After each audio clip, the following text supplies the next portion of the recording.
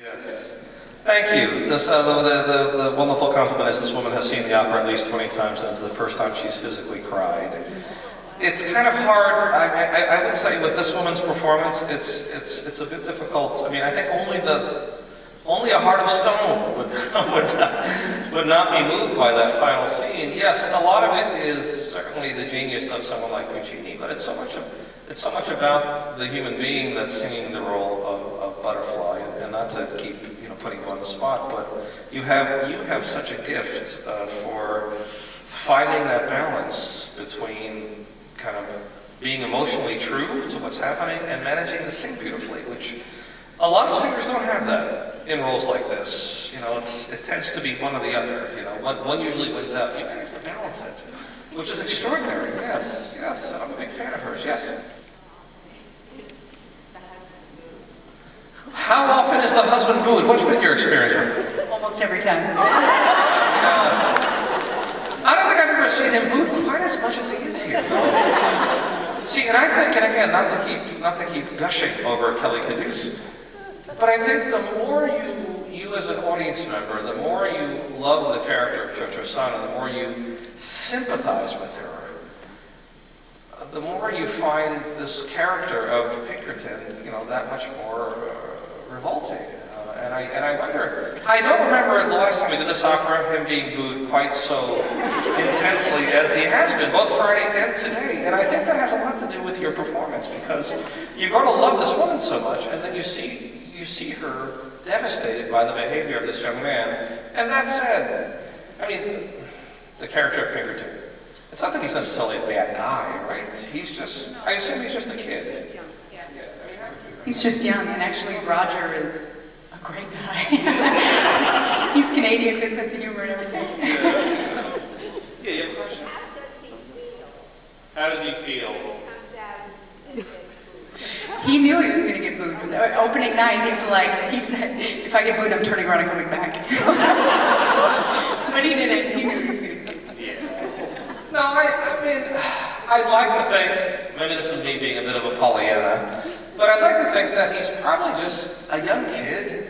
It's the turn of the century. We've only been in relationship with Japan for like 25 or 30 years at that point. It's still a whole new world. There's this young kid in the Navy, and he's taken by the culture and by the beauty of these geishas, and he probably just lacks the maturity. I'm not condoning his behavior in any way, but I'd like to think I don't think he's not a bad guy like Scarpia in Tosca, He's probably just a mixed up kid that just makes a really awful choice, and doesn't realize he's breaking someone's heart. Yeah.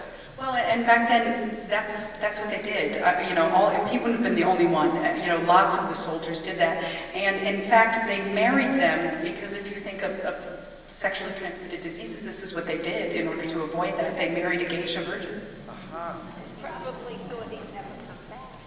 He probably thought he would never come back. Oh yeah, he says that in Act 1. And I love that. That's another thing I love about this production, that Suzuki hears him say to Sharpless when they raise their glasses. Remember in Act 1, early in the act, Sharpless says, "Here's to our families back home," and he says, "Yes, and here's to the day that I marry an American bride," We don't know if she understands English. Well, I think, certainly in this production, I think the idea is that she hears that, and that she knows. And in a way, it makes it that much more heartbreaking to follow her character through the story, because she's trying to be supportive to Cho-Cho-san, but she knows he's not coming back, So gosh, it's like a triple whammy. Yes? Yeah. Let me just repeat the question. That's a very good observation. The woman is observing that she noticed in a number of operas, but particularly tonight, that there's long periods of stillness that the singers have to endure, particularly at the end of Act 2 and at the beginning of Act 3 with Butterfly, Suzuki, and Trouble. And she'd like to just hear your thoughts on that and how difficult that is. It's very welcome, actually. It's nice to have a little break. And actually, in the productions I've done before, we haven't taken an intermission between 2 and 3, and I have sat through the whole interlude, including the humming chorus all the way through that orchestral opening that you heard at the top of 3, up until vera, vera, veterai. Yeah. So this is not very long in consideration, but I do know when I have to sit through that whole orchestration without the intermission, and you're in the Japanese kneeling position, it's your feet can be asleep. That's That's right, so you get up and do this, right? To say, oh my God, Suzuki rubbed my feet, they've fallen asleep. So a very good question. This gentleman's asking Kelly to describe her evolution in this part. She's done the production, obviously done the role a number of times before, in different productions, and how that has affected her view of the part.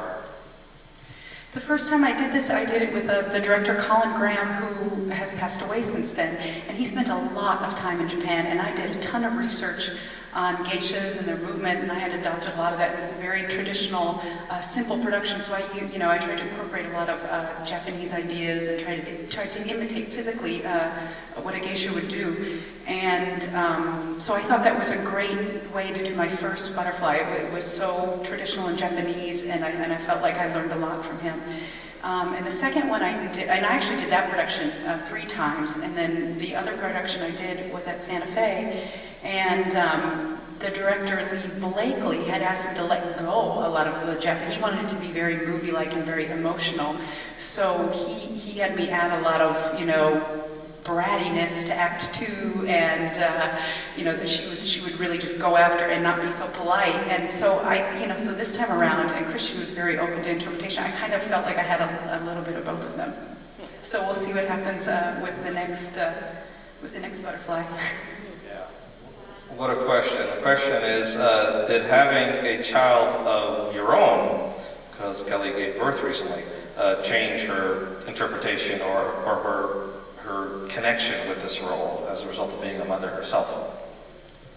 I think I was very fortunate that I was able to do the role before I had my son, because I had already done a lot of the character research and a lot of the dramatic research in my head and implanted it. So I think if I had to go back and imagine what it would be like to give up my son, I'm not quite sure I could get through it as smoothly.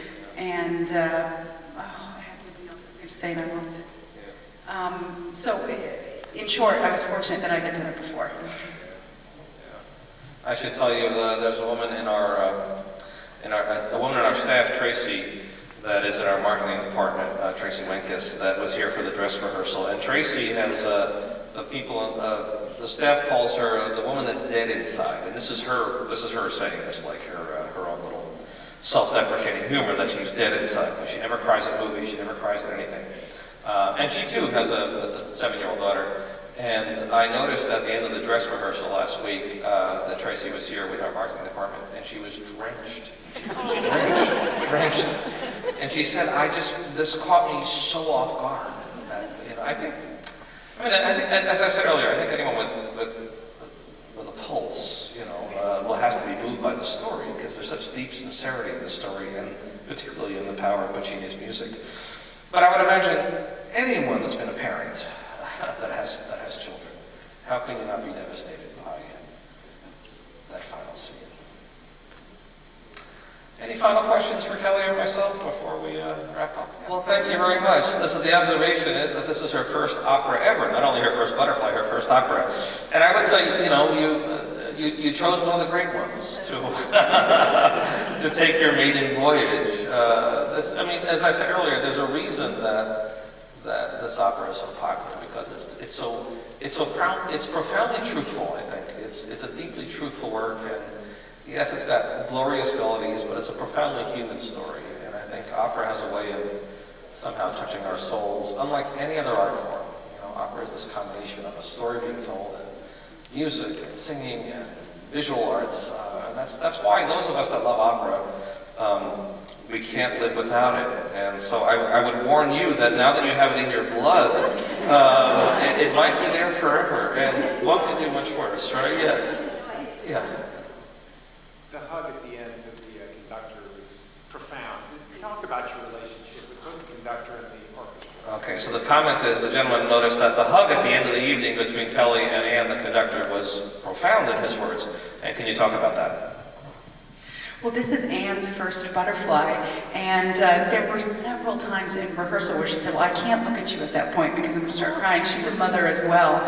So, and specifically in that last aria, we agreed that we couldn't look at each other because she said she was going to start crying, and I said, well, if I see you crying, then I might fall apart, so I'm not going to look at you. I'm just going to look at you out of the corner of my eye. So when she came up, she was very moved, and I just hugged her and I said, come on, Mama. Well, there you go. So we have a few tickets left for Thursday night. We sold out today. We're almost sold out for Saturday. If you want to bring anyone to Thursday night's performance, there's still a few tickets left. As I mentioned earlier, you subscribing to this organization is how we are able to build a foundation. It's how we're able to bring artists like Kelly Kaduce to Portland. In the meantime, thank you, Ms. Kaduce, for bringing your artistry.